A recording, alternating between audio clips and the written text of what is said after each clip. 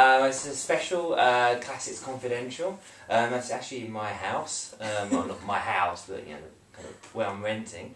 I'm here with Henry Stead of the Open University, and Helen. Now I've forgotten your surname. Slaney, PhD student in Oxford. Yeah. And maybe if I can just ask why you're here, what it is that you want to talk about. Yeah. Well, I wanted to come and talk about our production of Seneca's Medea that we put on in February of this year. And how did you meet? At a conference or a talk, I think. We'd kind of been sort of moving past each other for a year or so in the classics faculty, and but never really kind of coming together. But then I heard that that Helen was putting on Seneca's Medea, and I thought I wanted to get involved in that somehow. So I was sitting in this paper, and Henry kind of sidled up to me and offered his services as a translator. I hear you're putting on the Medea, would you like me to give you a text?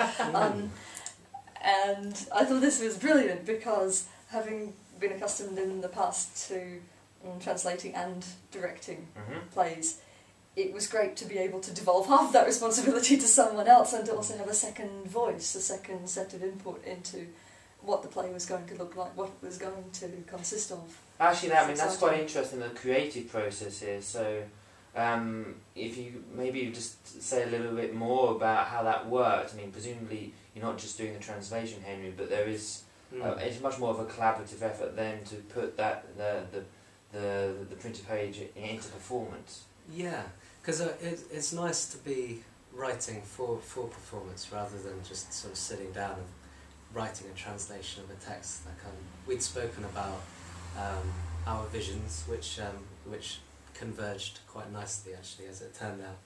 And but yeah, no. So I was always writing for performance, which is kind of handy, because that's what I've been doing for the last few years for my own performance. But this time I had a chance to do a theatrical play, and yeah, and that threw up all sorts of new and terrifying problems. Such as? Do you have any specific examples? For me, there was a lot. Control was a bit of an issue, because I was very aware that I didn't want to step on Helen's toes as a director, but I also, from my previous work, have been involved in every single little facet of the performance. So I was really careful to make sure that and I don't think I did. No, you didn't. And it's wonderful, but it's also frightening to know that you've got the author in the room. Although it's great, because you can always take it back and say, oh, this bit didn't quite work, or can we try something different, or actors' interpolations can be incorporated as you travel. It really evolves throughout the process, and I think that give and take worked quite well. So the cast had some input into how the work was divided as well, because it was really a performed poem rather than a dramatic text, if you like. Yeah, that's another thing to mention, that it was all written in verse, and we wanted to keep Seneca's poem as a poem, or as a kind of a dramatic verse. Yeah, so that was, yeah, so the process of it was similar to just writing a poem that sounded nice, that was working, and Seneca's narrative is pretty strong anyway, which he'd see. But retaining a lot of the Senecan peculiarities, retaining the imagery, the patterns of imagery that run through the text, these recurring motifs of fire and these elemental forces that Seneca's Medea particularly contains. Something we had to find a way of expressing verbally and performatively as well. And can you say maybe a little bit more about the actual performance itself? What are some of the choices that you made, and some of the, I guess, the unique qualities of your version of this play? Well, I think my biggest, I guess, idiosyncrasy in this production was to have a cast of 5 women working as an ensemble who played. They all played Medea at different points in the play, so it was a composite Medea, and they also played the chorus when we got to the choral odes that we retained. They'd all come together. Yeah, they'd come together and they all played the chorus, and then individuals would step out at certain points to play Medea's nurse, to play King Creon, to play Jason. And we found ways of representing those figures. And why did you want to do this? Why have, as you say, a composite Medea? I think Seneca's Medea, much more than Euripides, is such a huge figure, such an overwhelming figure. Euripides' Medea is very much a character. She's very human. You can identify with her. She's an individual woman in a predicament. Seneca's Medea is a force of nature. She contains all these elemental magical. She's much more of the sorceress than Euripides. Medea. It's also a massive role to have one person play. It is huge. It's beyond any mortal, I think. I wouldn't go there. I think you can make some amazing Medeas, but also it was fabulous having the luxury of 5 different interpretations of a role happening simultaneously. Yeah, the energy very high. And also the fragmentation of Medea's psyche, which happens throughout the play, where she's in conflict with herself about the choices that she's being forced to make. How did you find the actors coping with this? The fact that they all were at some point going to have to pick up the role of Medea. Well, I mean, can you maybe say a little bit more about how that works or didn't work? Although I went into rehearsal, we hadn't determined which parts of the script were going to be assigned to which actors, so we went into rehearsal with parts of the script. It was still in progress when we started working with it, but we hadn't assigned any roles yet, and so everybody knew that they were Medea, and everyone knew that they were the ensemble, all 5 of them, but they didn't know which lines they were going to have. So there were bits where everybody had learnt all the lines, all of the part.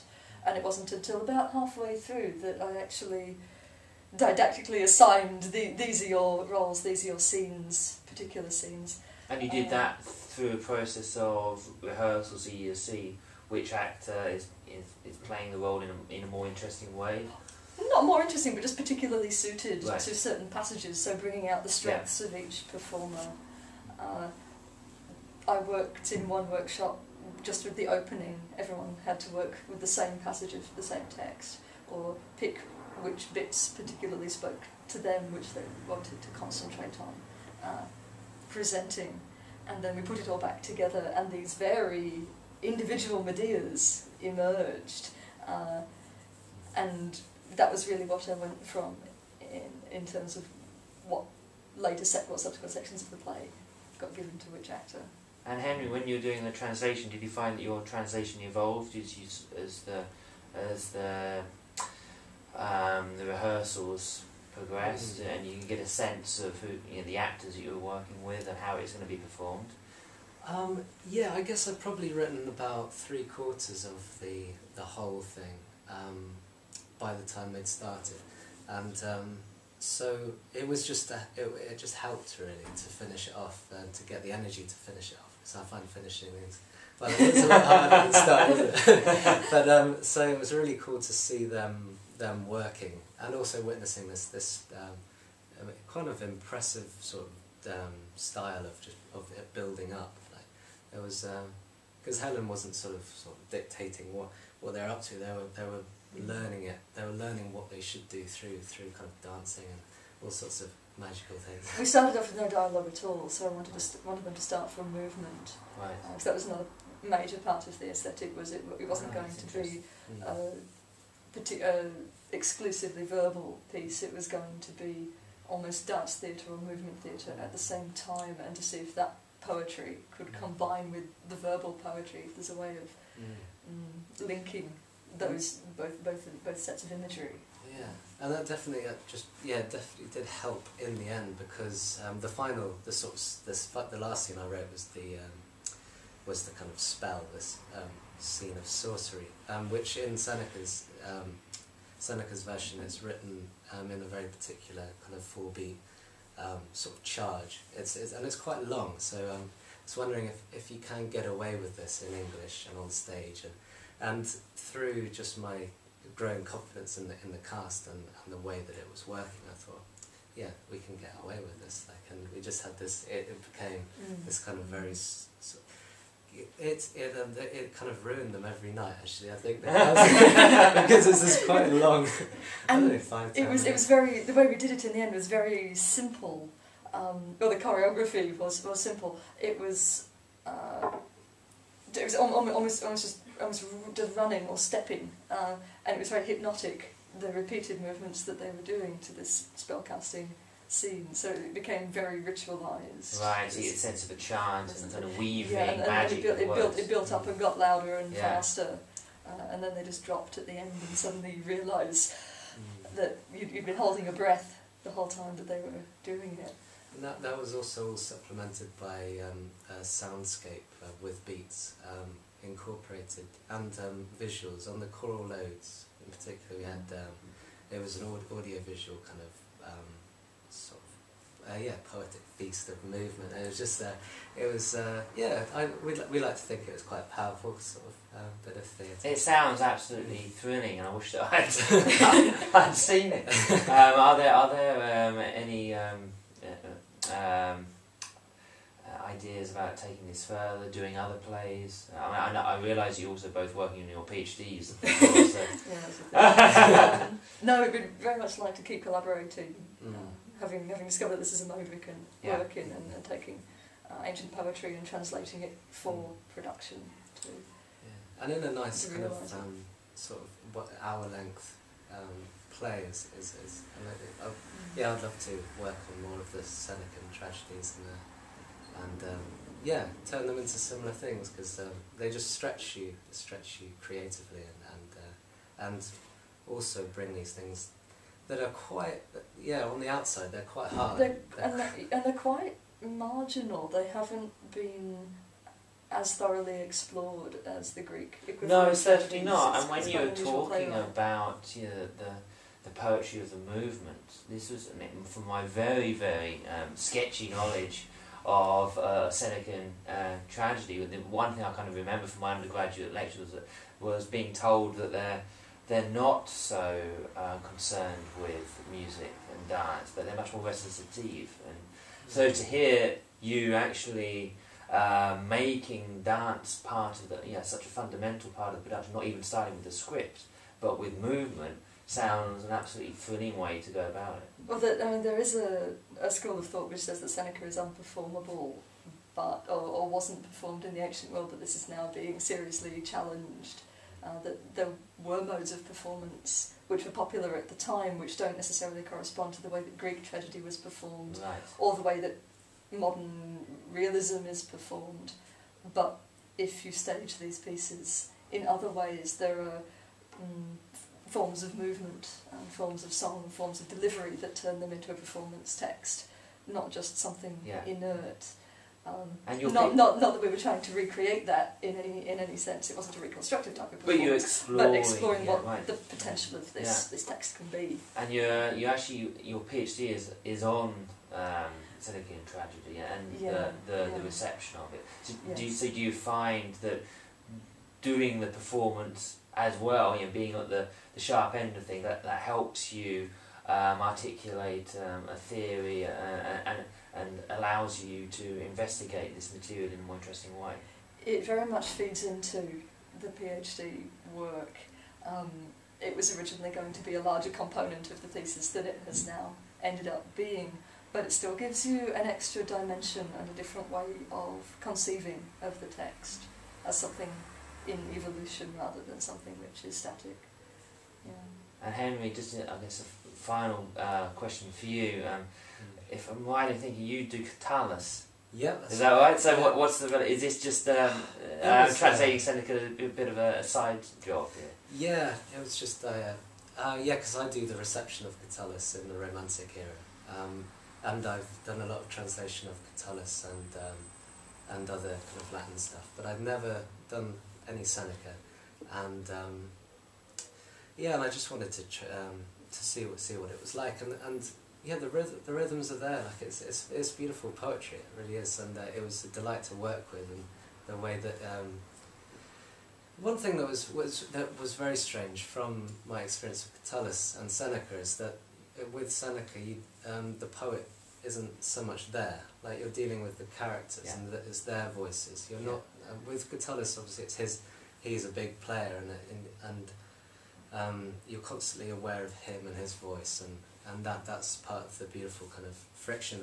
of those poems. But with Seneca, it was, yeah, it's just a different medium, a different style of Latin. But it's interesting, man, maybe this is your Catalan influence coming through. You made the choice to do a poetic translation, not the customary prose translation.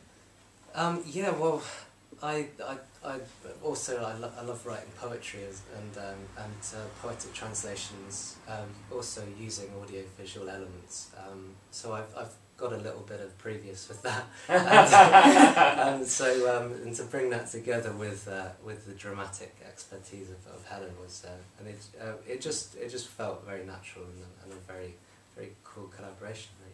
Well, I think it would be very difficult to make a convincing prose translation of a Senecan play because it's so stylised. The language is very stylised and it's very dense poetically. So to try to make it naturalistic prose would be such a transposition of form. Yeah. So retaining the poetry was important to style, I think. Yeah. Well, I really hope that you two will continue to collaborate and that you'll produce some more interesting drama for us to enjoy. And next time, I promise, you better let me know when it is so I can book some time. And because the way you've been talking about this, the production of Seneca's Medea just sounds so exciting that I don't want to miss out on the next one. Okay, we'll definitely let you know. Many thanks for sharing your thoughts about how you've been saying that with us, and maybe we can have a link on the website to the material that you had for the play. Yeah, It's a pleasure. Thank you very much. Thank you.